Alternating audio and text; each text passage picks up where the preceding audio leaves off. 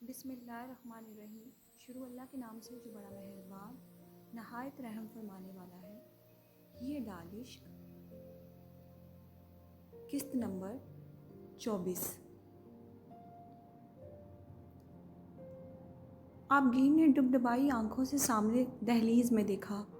منظر آنسوؤں کے باعث دھندلا دکھائی دے رہا تھا، مگر وہ خوشبو، وہ وجود، وہ چہرہ دھندلا نہیں تھا۔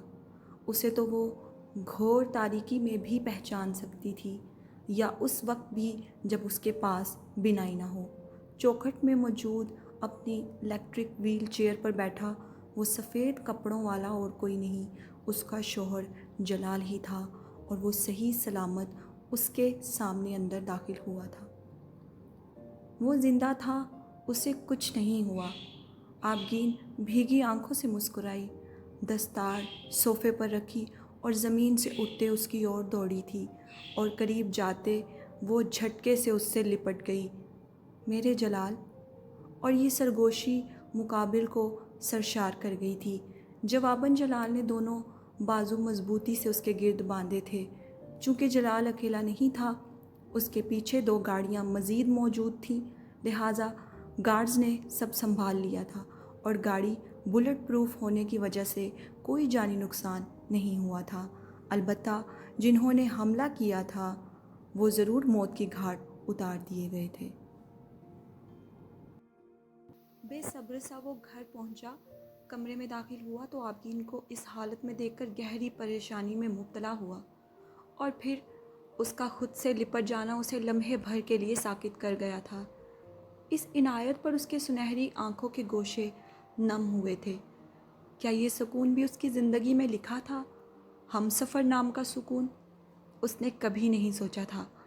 سرشاری سے باہیں اس کے گرد حمائل کرتے وہ مکمل اسے اپنی آغوش میں چھپا گیا، جو ہچکیوں کے ساتھ رو رہی تھی۔ وہ جانتا تھا وہ کیوں رو رہی ہے۔ یقیناً اس تک حملے کی خبر پہنچ گئی ہوگی، اور یہ سب اسی کا رد عمل تھا۔ آج وہ کم سے کم اتنا تو ضرور جان گیا تھا کہ اس کی جان اس کی بیوی کے لیے کتنی عزیز ہے۔ آپ آ گئے؟ آپ ٹھیک ہیں؟ آپ کو چوٹ تو نہیں آئی؟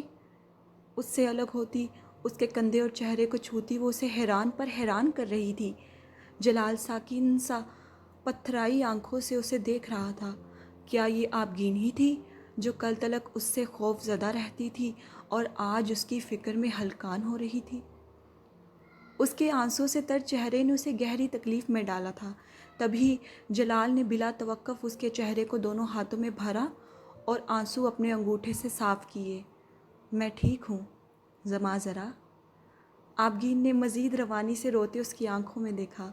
وہ میں نے، اور ہچکیوں کی زد میں جملہ مکمل کرنے کی سعی کی۔ میں ٹھیک ہوں۔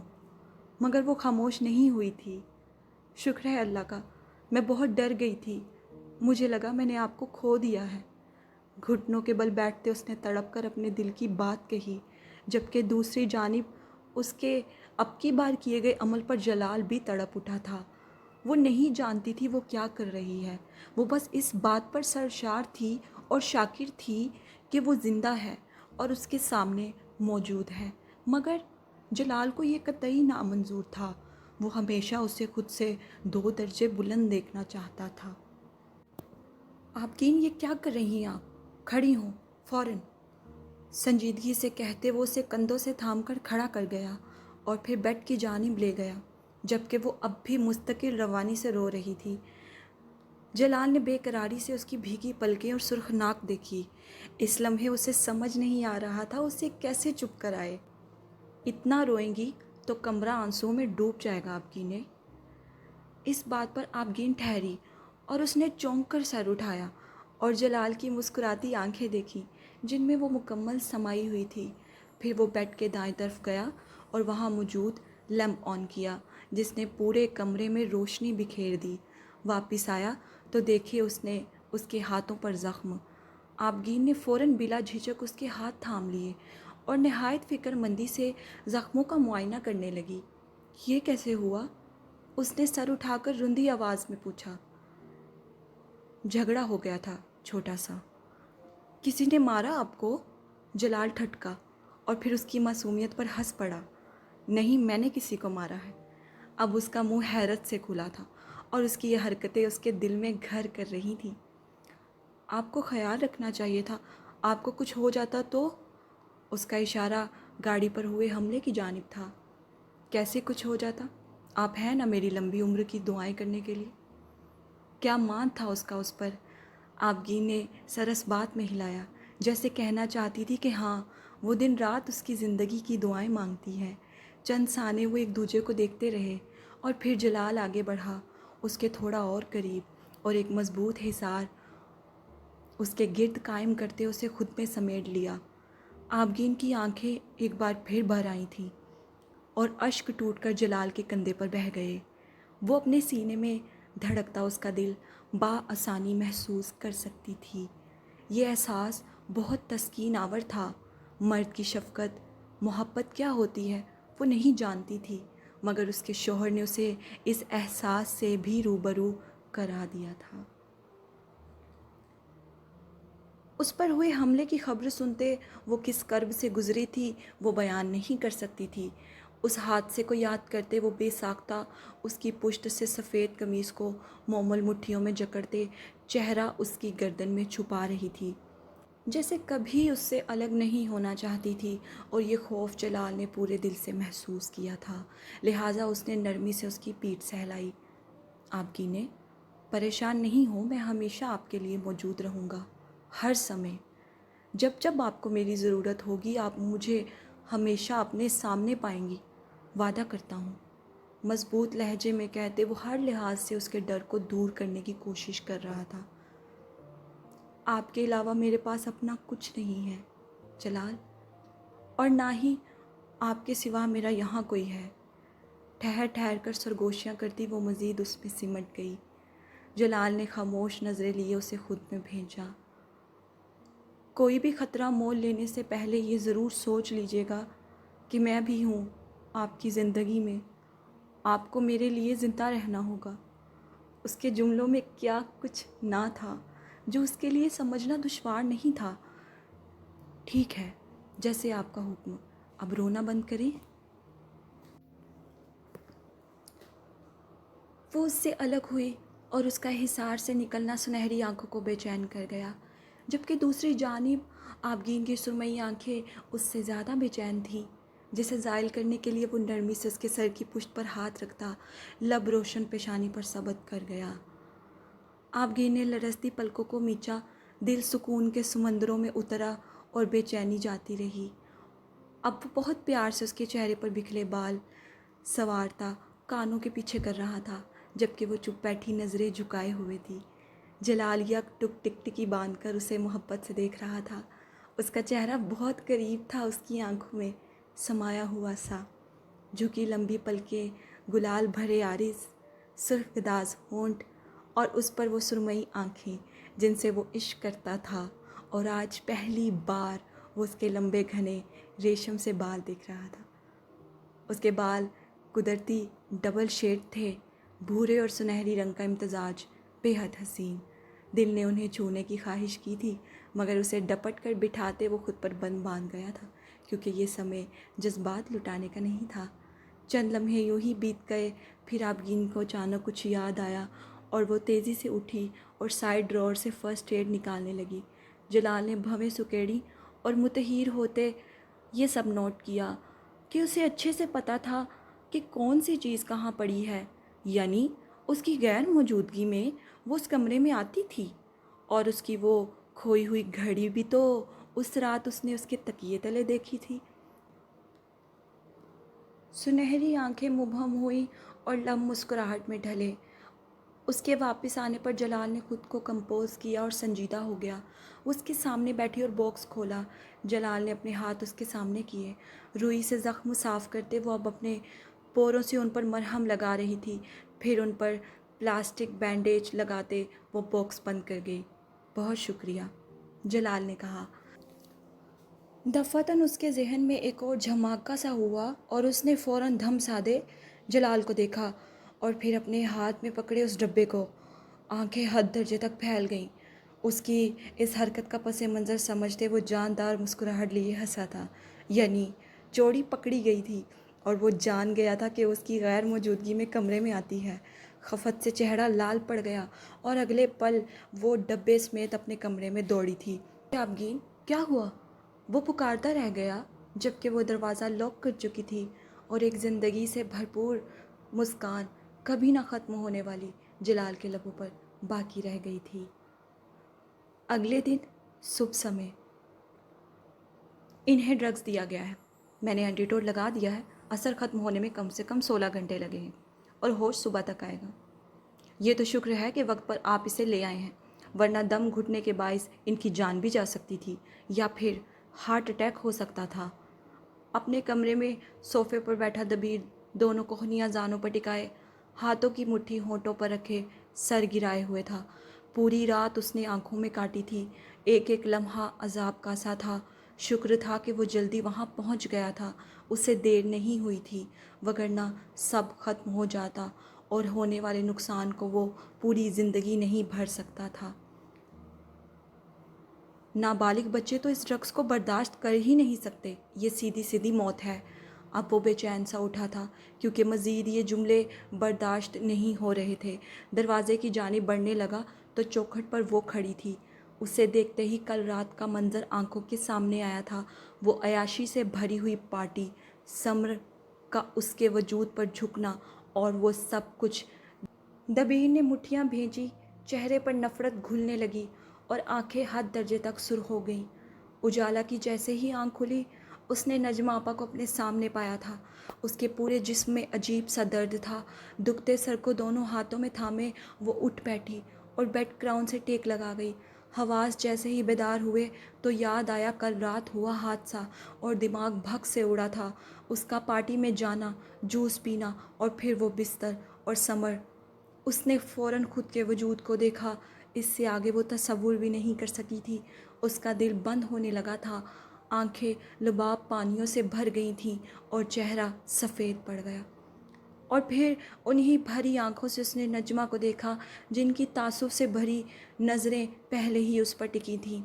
اس کے ہونٹ کسی چھوٹی سی بچی کی طرح کپ کپا رہے تھے اور آنسو لڑیوں کی مانند بہتے چہرے کو تر کر گئے، مگر پھر بھی وہ کچھ پوچھنے کی ہمت نہیں جٹا پائی تھی۔ فکر نہیں کرو، تم محفوظ ہو اور تمہاری عزت بھی۔ نجمہ بس اتنا کہہ سکی، مزید بھی بہت کچھ سخت کہنا چاہتی تھیں مگر وہ بھولی نہیں تھیں کہ وہ یہاں صرف ایک ملازمہ ہے۔ خان بابا تمہیں تکلیف میں گھر لے کر آئے تھے، تمہاری حالت اس دوا کی وجہ سے بہت خراب تھی، شکر ادا کرو اور توبہ بھی، اللہ نے تمہیں نئی زندگی دی ہے۔ وہ کہاں ہے؟ اس نے گال رگڑتے سرگوشی کی۔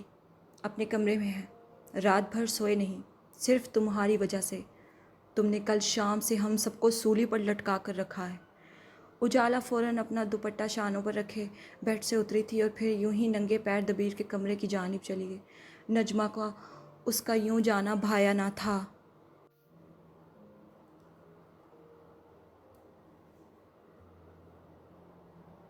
اور اس وقت اسے قطعی اس کے سامنے نہیں جانا چاہیے تھا۔ وہ کل رات سے غصے سے بھرا ہوا تھا اور اس وقت اسے دیکھتا تو ضرور کچھ غلط کرتا، لہٰذا وہ بھی فکر مند سی اس کے پیچھے گئیں۔ اجالا جیسے ہی چوکھٹ پر پہنچی، اسے صوفے پر سر گرائے بیٹھے دیکھا۔ اسے آواز دینے کی یا دروازہ کھٹکھٹانے کی سکت اس کے اندر نہیں تھی۔ اسے بہت ڈر لگ رہا تھا اس سے، وہ اس کے ساتھ کیا سلوک کرے گا۔ تم جانتی ہی کیا ہو لوگوں کے بارے میں، ان کے دل میں پنپ رہی غلاظت کے بارے میں۔ اور پھر دبیر کے یاد آئے اس جملے نے اسے مزید زمین میں دھنسا دیا تھا۔ ایک ہچکی بھرتے وہ اسے دیکھے گئی، تبھی وہ اٹھا۔ اجالا کا دل سست ہوا، پھر دیکھا اس نے اسے۔ دبیر نے قدم اجالا کی جانب بڑھائے۔ اجالا نے مسلسل بہتے آنسوں سے اس کی ہری آنکھوں میں دیکھا جن میں غصہ اس قدر بھرا تھا کہ وہ اس کی تپش یہاں تک اپنے وجود میں محسوس کر سکتی تھی۔ اور قریب آتے ہی اس کا بھاری ہاتھ اٹھا تھا اور اجالا کو لمحے میں زمین بوس کر گیا تھا۔ رخسار پر ہاتھ رکھتے اوندھی گری وہ اپنی جگہ ساکت ہو کر رہ گئی تھی۔ یہ تماچا اس کے چہرے پر نہیں دل پر لگا تھا۔ نجمہ تیزی سے دوڑتی اس کی اور آئیں، جس کی آنکھوں کے آگے تاریکی سی چھانے لگی تھی اور چہرے پر واضح نشان پڑ گیا تھا۔ اجالا بیٹی۔ اس کے چہرے اور پھر دبیر کو انہوں نے افسوس سے دیکھا تھا، جو خون آلود آنکھیں لیے اجالا کے وجود کو نفرت سے دیکھ رہا تھا۔ آج وہ دبیر نہیں لگ رہا تھا جس سے اس کی چاہت تھی۔ دوسری جانب اپنے کیے گئے عمل کا احساس اسے بعد میں ہوا تھا، لہٰذا مشتعل ہوتے اس نے چہرے پر ہاتھ پھیرے اور پھر واپس اجالا کو کرب سے دیکھا۔ میں نے تم سے کہا تھا نا، تم دنیا کی درندگی کو نہیں جانتی، کہا تھا نا، وہ چیخا۔ یہ اس کے اندر کا غبار تھا جو باہر آنا ہی تھا، جبکہ وہ وہیں نجمہ کے سینے میں چہرہ چھپائے جھٹکے کھاتی روتی رہی۔ اس نے غلطی سے بھی دبیر کو دیکھنے کی کوشش نہیں کی تھی، مگر تم نے میری بات نہیں مانی اور نتیجہ تمہارے سامنے ہے۔ بس اب اور نہیں، سب ختم، تمہارا کالج جانا، سب کچھ۔ تم تب تک اپنے کمرے سے باہر نہیں نکلو گی جب تک تمہاری بہن آ کر تمہیں لے نہیں جاتی، اور اگر اس بار تم نے میری حکم عدولی کی اجالا فراز، تو میں تمہیں جان سے مار ڈالوں گا۔ انگلی اٹھا کر کہتے وہ مزید وہاں نہیں رک سکا اور لمبے ڈگ بھرتا چلا گیا۔ وہ سیدھا جم روم آیا تھا اور شرٹ اتارتا ٹریڈ مل پر دوڑنے لگا۔ غصہ ٹھنڈا نہ ہوا تو بنا گلوز پہنے پنچنگ بیگ کو پیٹنے لگا، یہاں تک کہ ہاتھوں کی جلد پھٹنے لگی اور خون رسنے لگا، مگر وہ نہیں رکا۔ وہ نقصان پہنچا رہا تھا اپنے ہاتھوں کو، مگر سکون تھا کہ کسی صورت نہیں آ رہا تھا۔ آنکھوں کے سامنے بس ایک ہی چہرہ تھا، وہ نشان زدہ سا معصوم چہرہ جس پر ابھی ابھی وہ تماچا مار کر آیا تھا۔ گہرے سانس لیتا وہ پنچنگ بیگ کو دونوں ہاتھوں میں تھامے اس پر سر ٹکا گیا۔ اس کے دل میں گہرے تلاطم برپا تھے اور یہ سوچ سوچ کر شریانے پھٹنے کے قریب تھے کہ اگر وہ وقت پر نہ پہنچتا تو کیا ہوتا، اگر وہ اس کی عزت نہ بچا پاتا تو کیا ہوتا، کیا وہ خود سے زندگی بھر کبھی نظر ملا پاتا یا اس خسارے کی بھرپائی کر پاتا۔ مگر ابھی اس وقت وہ ہر چیز پر بھاری بس ایک ہی عمل تھا جو اس نے ابھی کیا تھا۔ یہ رہی تمہاری چائے۔ ڈرائنگ روم میں کاؤچ پر بیٹھی انجم اجالا کے بارے میں سوچ رہی تھی، جبھی صنوبر اس کے ساتھ آ کر بیٹھی اور ہاتھ میں پکڑا ٹرے سامنے میز پر رکھا، جس میں 2 عدد کپ تھے، ایک چائے کا اور ایک کافی کا۔ انجم نے گردن ترچھی کر کے اسے دیکھا۔ میں نے ملازمہ سے کہا تھا چائے کا۔ کوئی بات نہیں، میں نے سوچا میں لے آتی ہوں، اس نے سہولت سے کہا اور کافی کے سپ لینے لگی۔ انجم نے بغور اسے دیکھا اور پھر چائے پینے لگی۔ اچھی ہے، شکریہ، دفعتاً چند گھونٹ بھرتے اس نے کہا۔ صنوبر مسکرائی۔ چند پل خاموشی کی نظر ہوئے، پھر صنوبر نے کہا، ایک بات پوچھوں؟ پوچھو۔ تم مجھے ناپسند کیوں کرتی ہو؟ کیونکہ تم میرے شوہر کو پسند کرتی ہو۔ جواب فوراً آیا تھا۔ اس کے جواب پر ایک دم صنوبر کا رنگ زرد پڑا اور پھر وہ بے ساختہ ہنس کے رہ گئی۔ ہاں، آخر وہ بیوی تھی اس کی، اس لیے اس کی پسندیدہ نگاہیں بھانپنا اس کے لیے مشکل نہ ہوگا۔ مگر وہ مجھے پسند نہیں کرتا۔ کچھ دیر بعد اس نے خالی لہجے میں کہا، جانتی ہوں۔ انجم نے بھی ترکی بترکی اس کی تائید کی۔ اگر جانتی ہو تو تمہیں مجھے ناپسند نہیں کرنا چاہیے۔ ایک گھٹنا صوفے پر فولڈ کرتے وہ رخ مکمل اس کی جانب موڑ گئی، جبکہ انجم ابھی بھی اس سے نظریں ہٹائے سیدھی بیٹھی تھی۔ ہاں، صحیح کہہ رہی ہو تم۔ تو پھر کیا ہم دوستی کر لیں؟ دوستی لفظ پر انجم نے چہرہ اس کی جانب کرتے خفیف سا اسے دیکھا اور پھر مسافے کے لیے بڑھائے اس کے ہاتھ کو، اور پھر بلا توقف وہ ہاتھ ملا گئی اور بولی، بالکل نہیں۔ یکدم دونوں کے کہہ کے ڈرائنگ روم میں گونجے تھے۔ پھر ہاتھ کیوں ملایا؟ تمہاری خوشنودی کے لیے۔ صنوبر نے گہری سانس لی، جیسے اسے منانا مشکل کام تھا۔ ایک اور بات پوچھوں؟ اس دن تم نے جس طرح ہم دونوں کو دیکھا تھا، تمہیں کوئی غلط فہمی اور شک کیوں نہیں ہوا؟ کیونکہ تمہاری جگہ اگر کوئی اور عورت ہوتی تو ضرور بہت کچھ غلط سمجھتی اور آنکھوں دیکھا سچ مانتی۔ اگرچہ سوال کافی لمبا تھا، پھر بھی انجم کے چہرے پر آسودگی چھائی رہی اور ہلکی سی مسکراہٹ بھی۔ کیا تمہیں اتنا اعتبار ہے معراج پر؟ نہیں، بالکل نہیں۔ اس نے فوراً اس کی خوش فہمی دور کی۔ ایسا نہیں ہے کہ میں اس پر آنکھیں بند کر کے یقین کرتی ہوں، وہ مرد ہے، بہک بھی سکتا ہے، کیونکہ غلطیاں تو پیغمبروں سے بھی ہوئی ہیں، اور وہ تو پھر ایک عام مرد ہے۔ تو پھر سنوبر پر تجسس ہو کر بولی۔ اس دن وہ سب کچھ دیکھتے ہوئے بھی اعتبار کرنے کی دو وجوہات تھیں۔ پہلی یہ کہ یہ جانتے ہوئے بھی اس گھر میں بیوی رہتی ہے تو کوئی بیوقوف ہی ہوگا جو دن دہاڑے ایسی غلطی کرے۔ انجم استہزائیہ ہنستے اسے حیران کر رہی تھی۔ اور دوسری وجہ تھی کہ وہ کبھی وہ عمل نہیں کرے گا جس سے مجھے تکلیف ہو۔ وہ اس دنیا میں سب سے زیادہ مجھ سے محبت کرتا ہے۔ اس دنیا میں سب سے زیادہ وہ مجھ سے محبت کرتا ہے، اس بات پر میں کامل یقین رکھتی ہوں۔ اس کی آنکھوں میں سرشاری تھی۔ مگر تم نے ابھی تو کہا کہ وہ مرد ہے، بہک بھی سکتا ہے۔ تو پھر ایک شیطان کے شکنجے میں جکڑے ہوئے بہکے شخص کو کیسے پتا ہوگا کہ وہ کسے تکلیف دے رہا ہے؟ عشق کرنے والے کبھی اپنا راستہ نہیں بھٹکتے سنوبر۔ بس ایک آخری جملہ اور وہ لاجواب ہو گئی تھی۔ اس آخری سنہری جملے کو ڈرائنگ روم کی دہلیز پر پہنچے معراج نے بھی بخوبی سنا تھا۔ وہ نہیں جانتا تھا ان کے درمیان کیا گفتگو ہوئی ہے اور جاننے کا روادار بھی نہیں تھا۔ انجم نے چائے کا آخری گھونٹ بھرا اور کپ واپس ٹرے میں رکھتے اٹھی، کیونکہ وہ دہلیز میں کھڑے معراج کو دیکھ چکی تھی۔ پھر نیم مسکراہٹ لبوں پر سجائے اس کی اور بڑھی۔ معراج نے بھی اسے پیار سے مسکرا کر دیکھا، پھر اس کے قریب آنے پر ایک ہاتھ سے اسے حصار میں لیتے وہ دہلیز سے ہی واپس مڑ گیا۔ ہے لٹل برڈ، واٹس اپ؟ کچھ نہیں، تمہاری دوست کے ساتھ چائے پی رہی تھی۔ گریٹ، دوستی ہو گئی تم دونوں کی؟ نہیں، اتنی اچھی بھی نہیں ہوں میں، اس نے دو بدو کہا، جس پر معراج کا کہکا بے ساختہ تھا۔ میں نے تم سے کتنی بار کہا ہے میری اجالا سے بات کروا دو، کیسی ہے وہ، کہاں ہے، مگر تم سنتے کیوں نہیں ہو؟ وہ بے حد خفا لگ رہی تھی۔ وہ ٹھیک ہے، بالکل محفوظ جگہ پر ہے، ہم ویسے بھی چند دنوں تک واپس جا رہے ہیں انشاءاللہ، پھر اس سے مل لینا، اور وہ ہمیشہ ہمارے ساتھ قصر خان میں رہے گی۔ اس بات پر انجم نے چونک کر اسے دیکھا تھا۔ آنکھوں میں خوشی ہی خوشی تھی، اور اس کی چمکتی آنکھیں دیکھ معراج نے ہمیشہ کی طرح جھکتے انہیں لبوں سے چھوا، اور وہ دونوں اپنے کمرے میں داخل ہو گئے۔ دوسری جانب سنوبر نے دیکھا تھا ان دونوں کو وہاں سے جاتے اور دور سے معراج کی ہنسی سنتے۔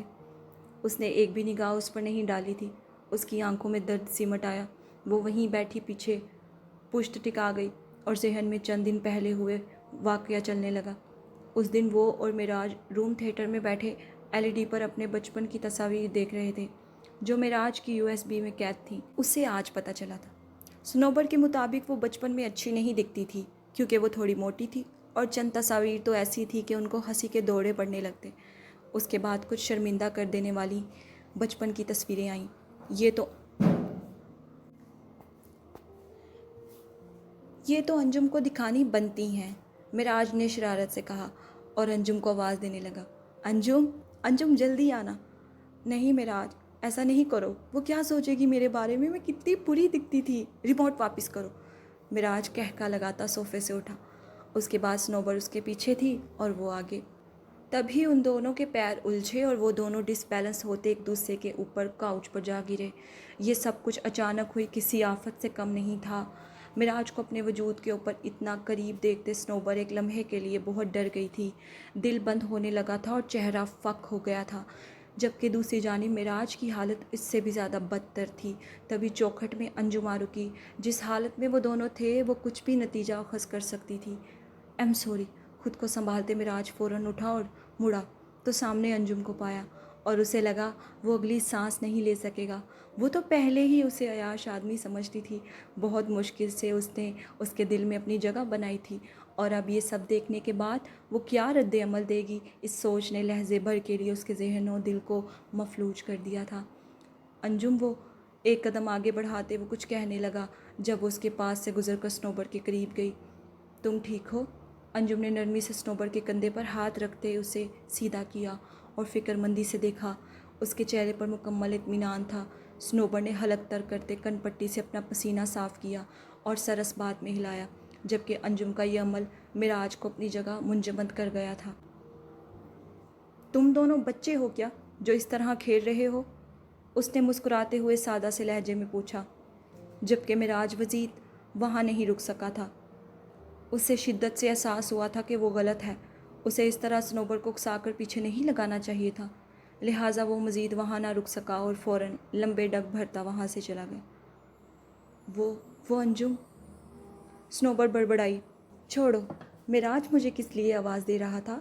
استفہامیہ کہتے اس نے اسی حالت میں کھڑے دلچسپی سے گردن ترچھی کر کے ایل ای ڈی کی جانب دیکھا، اور اگلے پل اس کا کہکا چھوٹا تھا۔ یہ تم ہو؟ How sweet you are!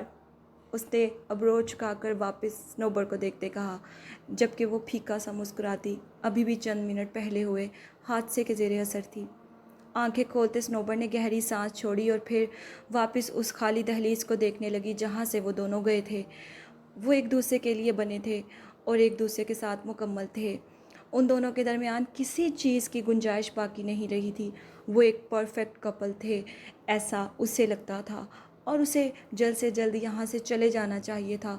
وہ یہاں انجم کے لیے آئی تھی اور اب وہ بالکل ٹھیک تھی، تو مزید رکنے کا جواز نہیں بنتا تھا۔ 3 دن بعد اس کی فلائٹ تھی اور وہ ہمیشہ کے لیے واپس جا رہی تھی، کبھی نہ لوٹنے کے لیے۔ ماضی ایک تعبیر ہے، ایک نقطۂ نظر ہے، جبکہ مستقبل مایا، ایلیوژن ہے، ایک سراب ہے۔ دنیا ایک خط مستقیم کی شکل میں وقت کے دھارے میں سے نہیں گزرتی جو ماضی سے مستقبل کی طرف جا رہا ہو، بلکہ وقت ہمارے اندر سے بتدریج پھیلتے ہوئے لامتناہی کوسوں کی صورت میں گزرتا ہے۔ ابدیت لامحدود وقت کو نہیں بلکہ وقت سے ماورا ہونے کا نام ہے۔ اگر تم ابدی روشنی کے حامل ہونا چاہتے ہو تو ماضی اور مستقبل کو اپنے ذہن سے نکال دو اور فقط لمحہ موجود میں باقی رہو۔ یہ لمحہ موجود ہی سب کچھ تھا اور سب کچھ ہے اور ہمیشہ رہے گا۔ محبت کے 40 اصول، شمس تبریزی۔ جاری ہے۔